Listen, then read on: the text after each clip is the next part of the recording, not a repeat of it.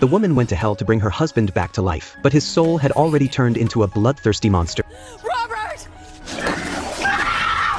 Let's rewind to one day earlier. Jack was seriously ill. Megan and her mom stayed by his side all night, but by the next morning, Jack had taken his last breath. Strangely, her mother didn't show any sadness. Instead of calling the funeral home, she rushed to turn the AC to the lowest setting to slow the body's decay. When Megan demanded an explanation, her mom finally confessed. 10 years ago, she joined a secret church, and someone named Deborah taught her a way to reverse death. Megan thought the whole thing sounded insane, but her mom insisted on trying. She gathered Jack's old belongings and burned them all into ashes. Megan tried to keep one photo of her and her dad, but her mom wouldn't allow it. Then they cleaned up the study, planning to use it for the resurrection ritual. To avoid suspicion from neighbors, Megan closed all the curtains in the house. Suddenly, she saw a pair of glowing red eyes in the mirror. Terrified, she quickly threw a bedsheet over it, telling herself it was just her imagination. Then they heard a sudden knock at the door. It was Deborah. Megan's mom quickly let her in. Deborah walked into the study and inspected everything. After confirming it was all ready, the ritual began. They removed all of Jack's clothes and gently cleaned his body. Then Deborah began to chant. Megan and her mom brought in the ashes they prepared earlier. When they came back to the room, they saw Deborah had already set up the entire space. Together, they lifted Jack's body into the center of the ritual circle. Then Deborah used the ashes to draw a ring around them.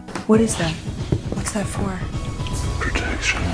Her mom explained that once the circle was closed, no one could leave until the ritual was done. Deborah would send their souls to the underworld to call back Jack's spirit using the bond of love. As the ritual began, Deborah pulled out a small dagger and gently collected a tear from her mom's cheek. But Megan couldn't cry no matter how hard she tried. So Deborah placed her hand over Megan's eyes. In the next second, she was back in her childhood memories, reliving the happiest moments with her dad. When Megan came back to her senses, her face was covered in tears. Deborah placed the soaked tissue on Jack's face, then pulled a small pouch from her pocket. She took something out and put it into Megan's mom's mouth, and then gave some to Megan too. The taste was so disgusting. Megan almost threw up, but seeing the look in her mom's eyes, she forced herself to swallow it. Then everything started spinning.